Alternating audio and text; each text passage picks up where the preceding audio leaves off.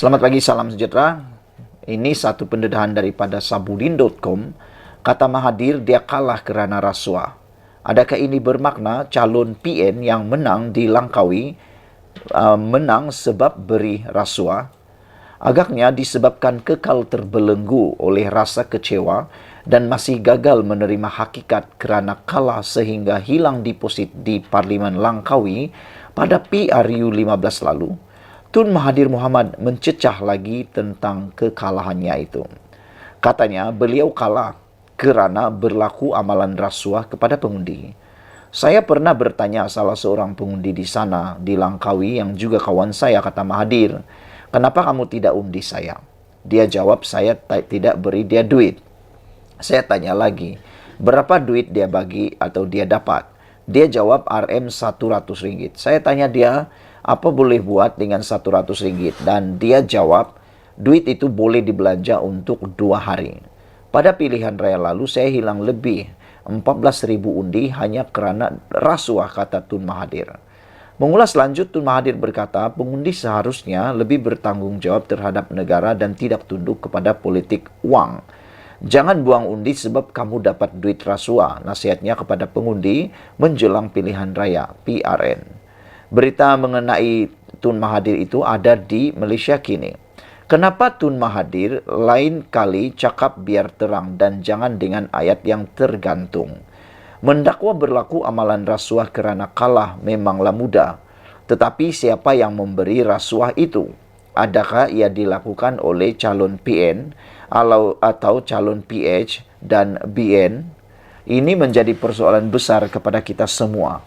Kita tidak tahu siapa yang dimaksudkan oleh Mahathir Mohamad.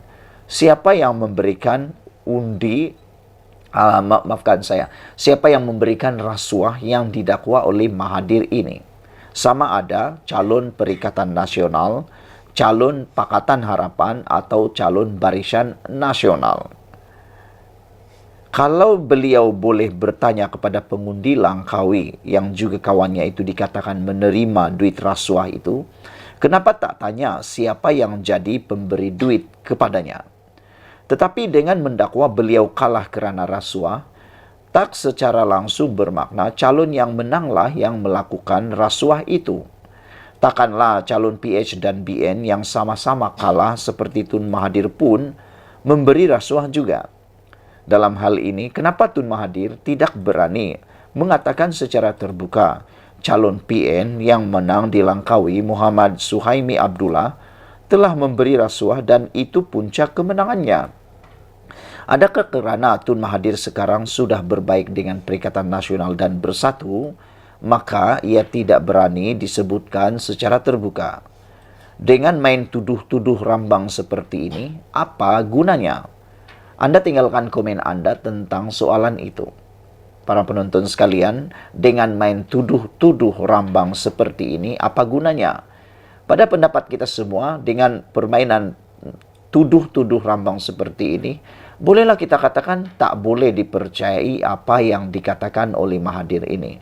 Kerana siapapun boleh tuduh-tuduh rambang tanpa ada apa-apa bukti.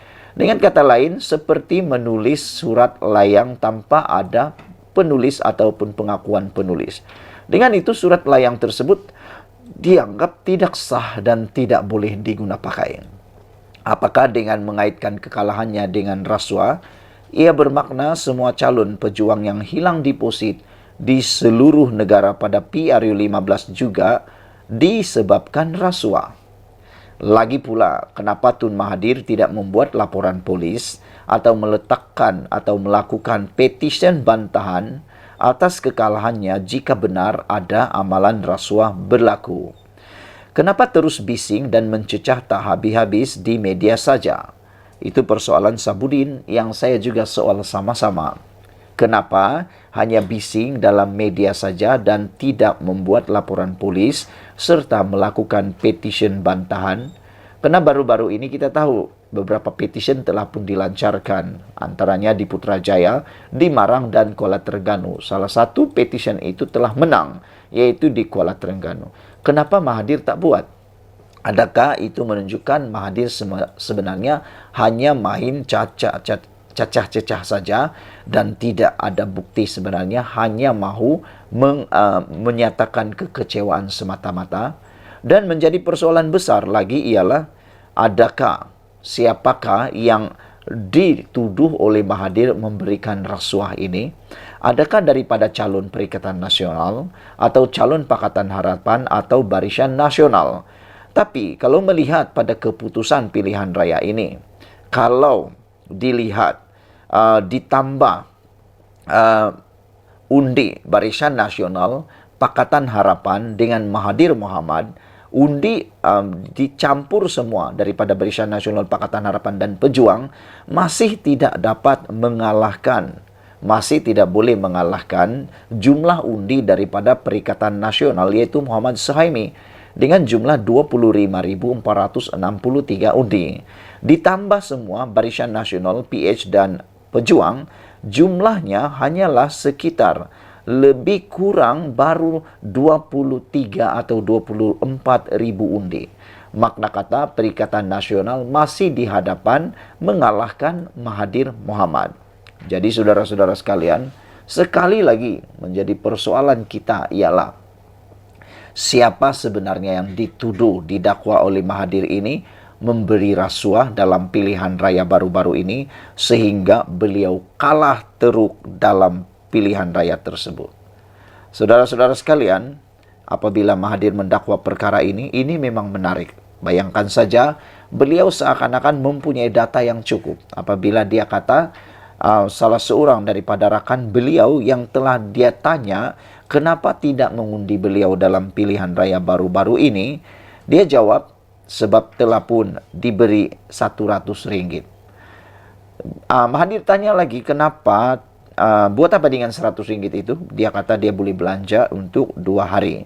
Pada pilihan raya lalu, saya hilang lebih 14.000 undi hanya kerana rasuah, kata Mahathir. Begitu yakinnya Mahathir bahwa dia kalah dalam pilihan raya itu kerana rasuah. Pada pendapat anda semua, apa sebabnya sebenarnya Mahathir kalah? Adakah kerana rasuah yang telah beliau nyatakan ini? Ataupun memang rakyat di Langkawi sudah kesian terhadap Mahathir yang sudah terlalu tua untuk dimenangkan, untuk mentadbir, untuk menang di parlimen tersebut. Mungkin ahli parlimen itu diberikan rehat oleh pengundi di parlimen itu bukan kerana rasuah, tapi untuk memberikan laluan kepada Mahathir untuk berehat sebenarnya. Mungkin itu sebabnya mereka tidak undi lagi Mahathir, supaya Mahathir ada masa untuk berehat menjelang di hari tua beliau ini. Sekian dulu untuk kali ini. Jangan lupa tinggalkan komen anda, apa pendapat anda tentang isu kali ini. Kita jumpa lagi. Malaysia kita punya, kita juga sama-sama cintai Malaysiaku. Bye-bye. Selamat pagi, salam sejahtera. Terima kasih karena bersama dengan saya di Nazilin Unity Channel. Pengakuan Mahathir ini paling luar biasa yang tak pernah kita dengar sepanjang saya memerhatikan politik di Malaysia ini dan juga mengulas tentang politik di Malaysia. Inilah kali pertama Mahathir buat pengakuan yang paling mengejutkan ini. Ada orang kata dengan pengakuan Mahathir ini, mereka kata Mahathir mungkin dah mula nyanyuk. Mereka kata mungkin dah mula terlalu tua untuk mengikuti politik di Malaysia ini. Apa pendapat kamu? Ini komen atau ini pengakuan Mahathir. Beliau kata Mahathir dakwa hilang deposit di Langkawi sebab rasuah.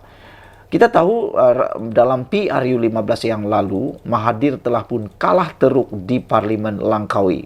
Bahkan semua rakan-rakan Mahathir juga pun kalah teruk dalam pilihan raya tersebut sampai semuanya hilang deposit. Dengan pengakuan Mahathir ini menjadi satu persoalan besar. Adakah ini satu pengakuan Mahathir bahwa beliau sebenarnya masih relevan dalam dunia politik? Apa pendapat kamu? Adakah ini pengakuan Mahathir secara tidak langsung bahwa kalau bukan rasuah dia akan menang?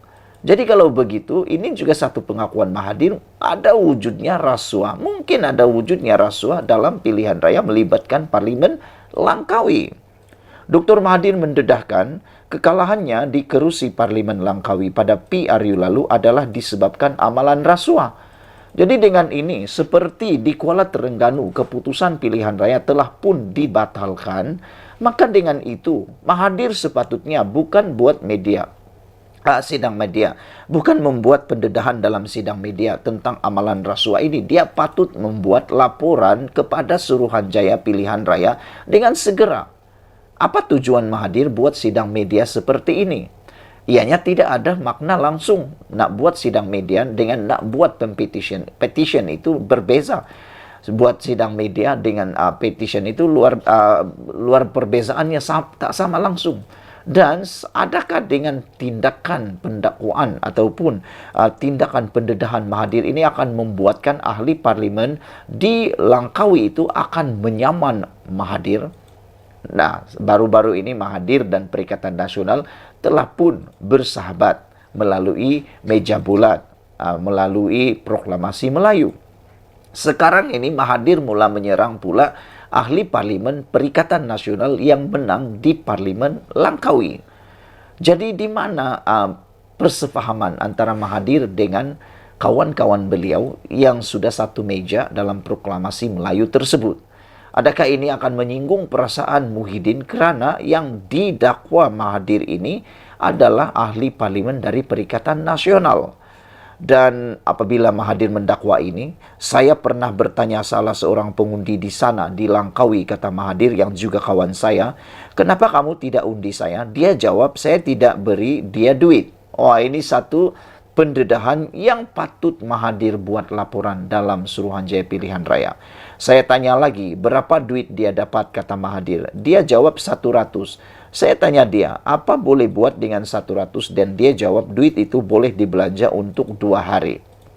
Mahathir buat pendedahan ini memang luar biasa. Makna kata, ada bukti dari mulut Mahathir sendiri bahwa 100 ringgit diberi kepada setiap pengundi di Langkawi. Dan Mahathir tanya, buat apa dengan 100 ringgit itu? Dia kata, boleh belanja untuk 2 hari.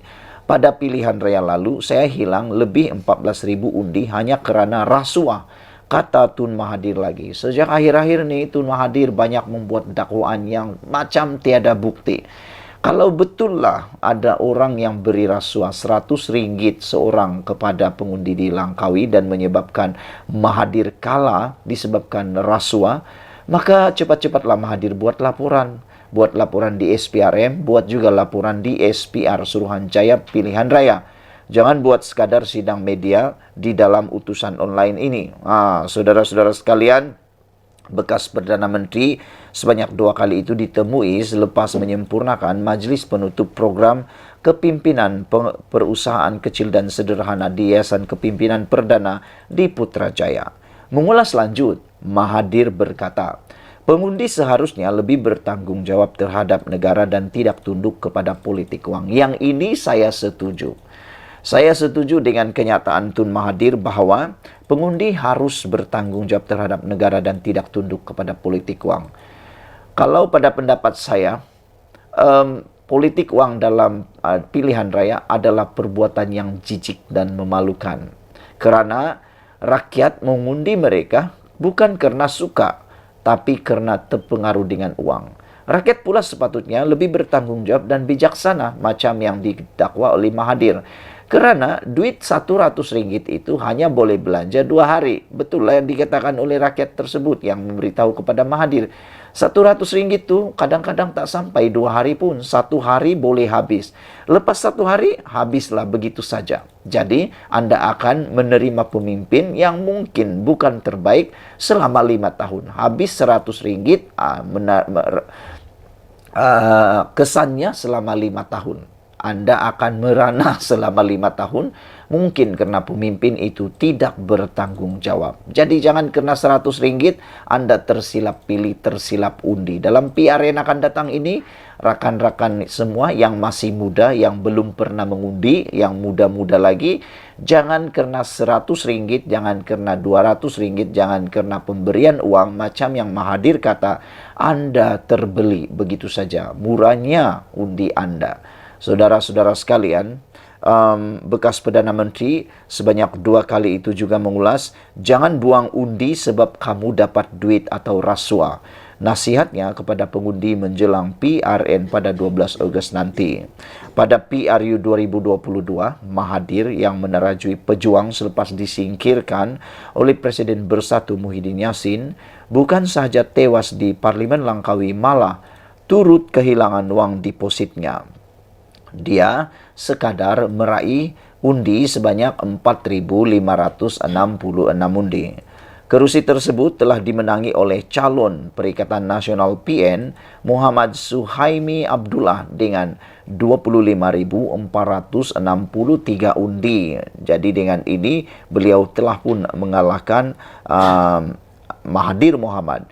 Bahkan Mahathir sendiri kalah oleh dua calon yang lain daripada Barisan Nasional mendapat 11.945 undi, dan Pakatan Harapan juga telah mengalahkan Mahathir Mohamad dengan 5.417 undi.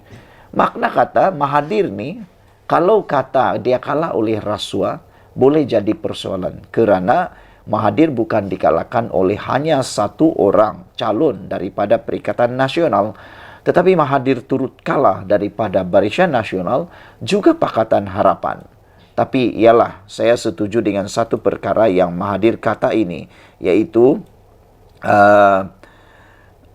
kita sebagai pengundi haruslah bertanggungjawab dan jangan buang undi sebab dapat duit rasuah. Itu nasihat Mahathir kepada pengundi. Saudara-saudara sekalian, sebelum ini Mahathir mendapat 18.000 undi pada tahun 2018.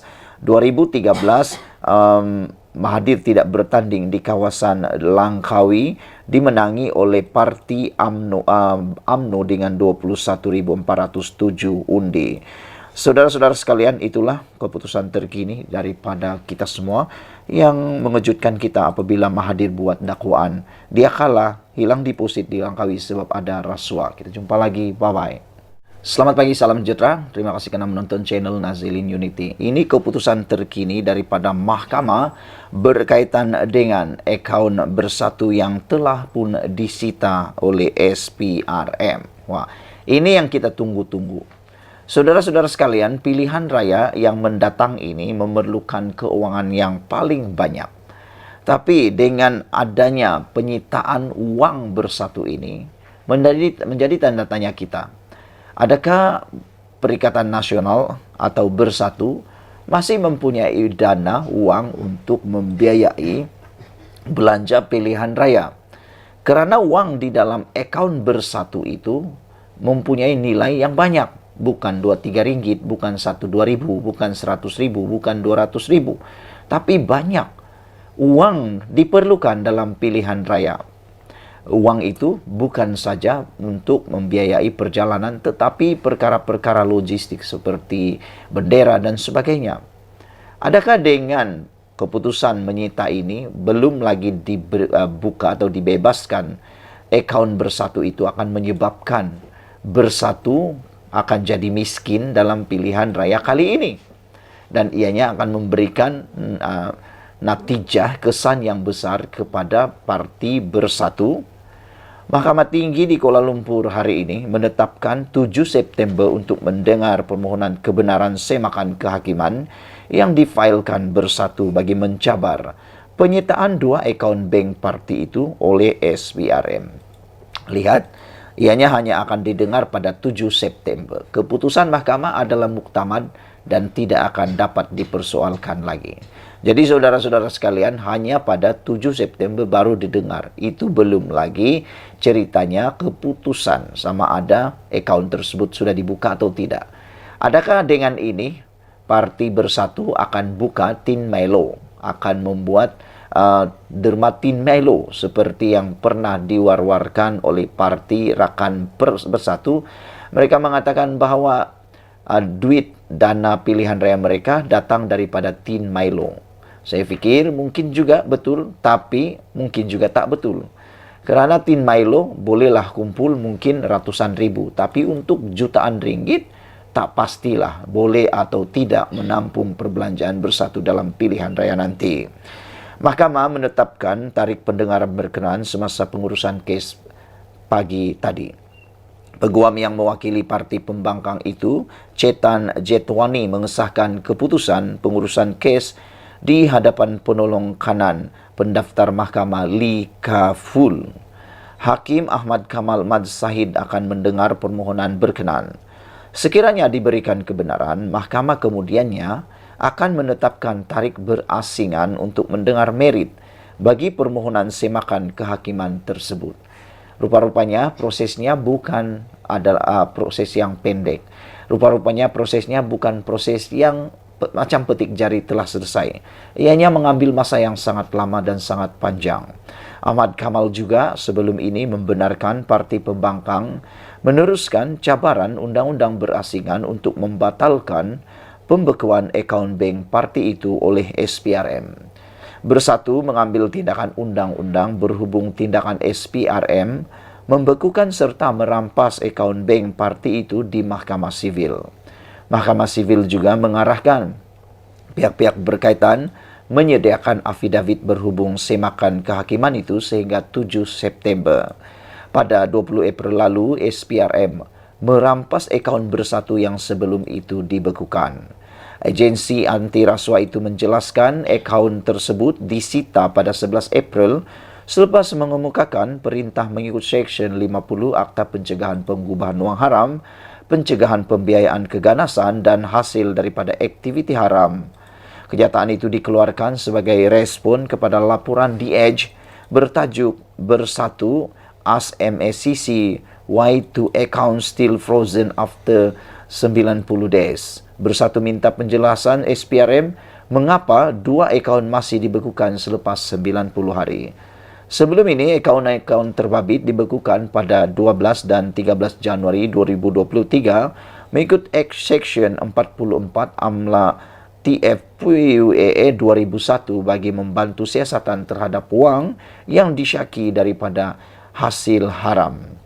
Susulan itu, SPRM telah melaksanakan tindakan sitaan tersebut pada 11 April 2023 berhubung siasatan dan pertuduhan terhadap Presiden Parti Pribumi Bersatu Malaysia Tan Sri Datu Haji Muhyiddin bin Mat Yassin di bawah Akta Suruhanjaya Pencegahan Rasuah 2009 dan AMLAT FPUAA 2001, kata agensi itu.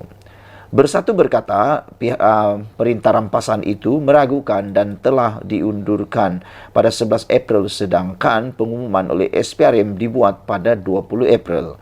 Justru agensi itu didakwa enggan melaksanakan perintah rampasan sehingga hari ini.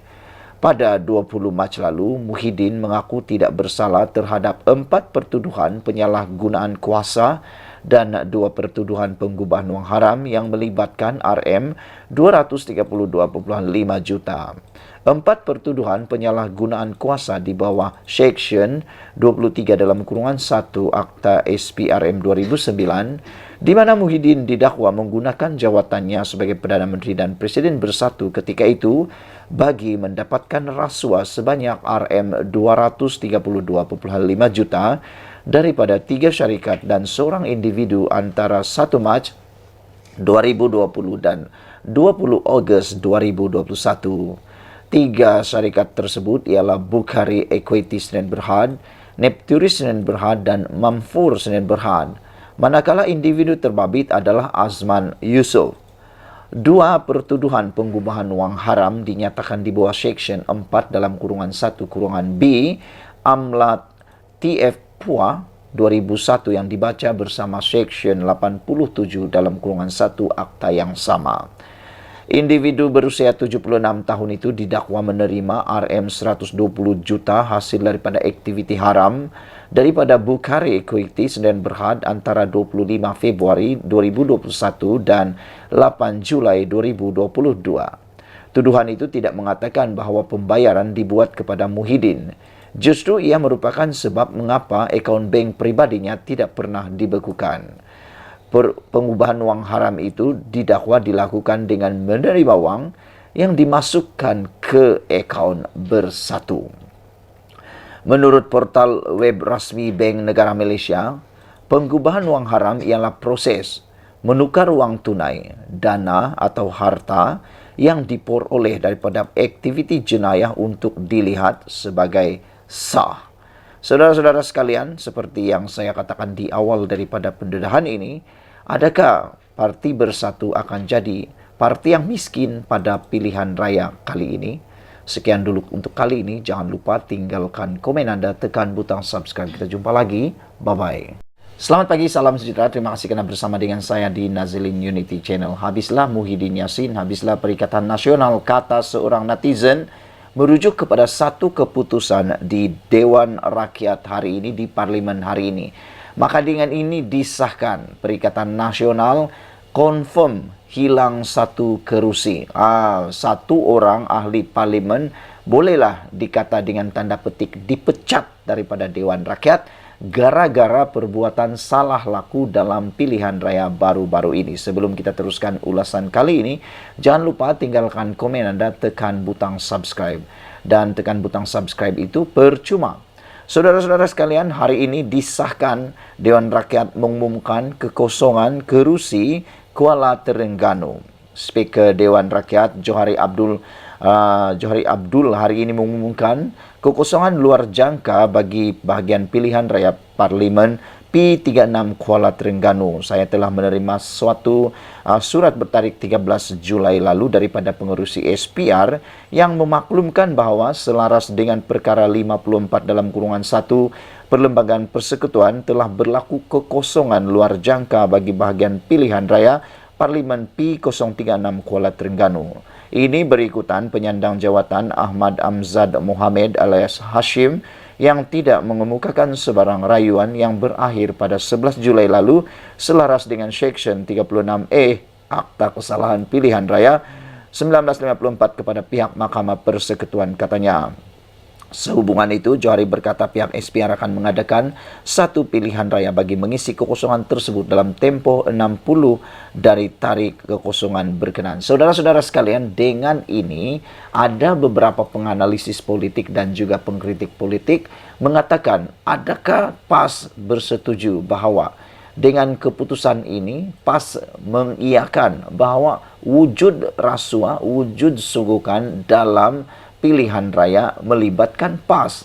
Kerana dengan tidak mengemukakan rayuan tersebut, maka mereka bersetuju bahawa sah ada kesalahan rasuah dalam pilihan raya membabitkan ahli parlimen ini. Dan ada juga netizen ataupun penganalisis politik mengatakan dengan tidak adanya rayuan begini, mereka mengatakan sah bahawa bekas ahli parlimen yang telah kalah kerana dibatalkan kemenangan ini melakukan kesalahan sogokan alias rasuah ketika pilihan raya kepada para pengundi. Mereka bertanya, adakah ini adalah kesalahan yang patut diambil kira sebagai kesalahan biasa oleh SPRM dan SPRM turut perlu mengambil tindakan yang sama. Kata mereka, kalau tidak nanti akan berulang lagi perbuatan merasuah pengundi sehingga perkara ini akan berlaku lagi. Jadi saudara-saudara sekalian, ada yang mengatakan bahawa ahli parlimen yang telah pun didapati bersalah ini dan tidak pula merayu, perlulah diharamkan penyertaan beliau seumur hidup di dalam pilihan raya dan tidak lagi dicalonkan semula dalam pilihan raya, kata mereka. Apa pendapat Anda semua tentang pendapat netizen tersebut? Adakah Anda juga sependapat dengan mereka? Kalau saya setuju. Saya setuju sesiapapun, tidak kiralah apakah parti politiknya dari kerajaan atau pembangkang, kalau didapati bersalah dan mengaku pula secara tidak langsung mengaku pula bahawa memang wujud rasuah dalam pilihan raya tersebut, sogokan dalam pilihan raya tersebut, perlulah ahli parlimen itu atau calon tersebut diharamkan seumur hidup untuk bertanding dalam mana-mana pilihan raya lagi. Ini sebagai hukuman yang paling terbaik untuk beliau. Lagi pula, perbuatan rasuah itu tidak kiralah apa niatnya, di bahagian manakah, apa caranya. Kalau ia rasuah, ia tetap rasuah. Tidak ada kata rasuah itu hendak niatnya nak buat ini, nak bantu itu dan sebagainya. Kalau dia sudah diistiharkan salah, diambil tindakan dan dimuktamadkan oleh mahkamah bahawa itu ialah rasuah dan sogokan, maka ia tetap salah. Jadi, saya setuju kalau ahli parlimen yang telah didapati bersalah itu diharamkan penyertaan dalam pilihan raya seumur hidup. Biar orang lain yang bersih yang ambil peluang menjadi calon dalam pilihan raya. Pada 27 Jun lalu, Mahkamah Pilihan Raya Terengganu membatalkan kemenangan Ahmad Amzad mewakili PAS. Keputusan dibuat Hakim Muhammad Firuz selepas pihak pempetition iaitu calon Barisan Nasional Muhammad Zubir Embong berjaya membuktikan wujudnya unsur rasuah ketika kempen PRU15. Hakim berkata, walaupun pempetition tidak dikemukakan sebagai saksi, bukti-bukti lain mencukupi untuk mengisytiharkan kerusi bagi Parlimen Kelah Terengganu terbatal dan tidak sah mengikut Seksyen 36 Akta Kesalahan Pilihan Raya. Bagaimanapun, Mahkamah membenarkan penangguhan keputusan selama 14 hari bagi membolehkan responden membuat rayuan dan pemfailan permohonan rasmi penggantungannya sebagai ahli Parlimen Kuala Terengganu. Namun, Setiausaha Agung PAS Taqiyuddin Hassan berkata, mereka memutuskan untuk tidak merayu atas keputusan mahkamah itu atas pertimbangan memikirkan nasib rakyat. Saya sampai sekarang tidak dapat connect di mana perkara yang dapat pertimbangan memikirkan rakyat dengan tidak merayu tersebut. Kalau difikir-fikirkan, kalau memikirkan nasib rakyat, maka haruslah ada tindakan rayuan. Dengan tidak ada tindakan rayuan ini, secara tidak langsungnya menunjukkan bahwa seakan-akan mereka setuju bahwa ada rasuah. Memang ada rasuah. Katanya jika rayuan dikemukakan, masa yang lama sehingga 6 bulan diperlukan untuk diselesaikan pula di peringkat Mahkamah Persekutuan. Sepanjang tempoh itu katanya rakyat di Kuala Terengganu mungkin terabai apabila tiada ahli parlimen yang mewakili mereka. Ini kata Hamzah Zainuddin atau Taqiyuddin Hassan, maafkan saya, oleh Taqiyuddin Hassan. Tambah Taqiyuddin, PAS juga berpendapat berdasarkan keputusan mahkamah pada 27 Jun lalu, tidak ada halangan untuk calon yang sama untuk bertanding sekali lagi di kawasan itu. Katanya, Hakim hanya membatalkan kemenangan PAS namun tidak melibatkan calon terbabit. Justru katanya, PAS tidak ada masalah untuk menghadapi pilihan raya kecil Kuala Terengganu dan berkemungkinan besar Ahmad Amzad akan kekal sebagai calon di situ. Taqiyuddin juga yakin mereka tidak bermasalah untuk mengekalkan kerusi tersebut berdasarkan kepada jumlah undi yang tidak banyak diterima Ahmad Amzad pada 19 November tahun lalu. Untuk rekod, dalam PRU lalu, Ahmad Amzad mengalahkan 3 calon lain dengan meninggalkan pencabar terdekatnya Muhammad Zubir Embong dengan perbezaan 40.907 undi. Muhammad Zubir memperoleh 22.109 undi, manakala Ahmad Amzad pula 63.016 undi. Jadi inilah yang diyakini oleh Taqiyuddin bahwa Ahmad Amzad akan menang lagi. Sekian dulu untuk kali ini. Jangan lupa tinggalkan komen Anda, tekan butang subscribe. Kita jumpa lagi. Bye-bye.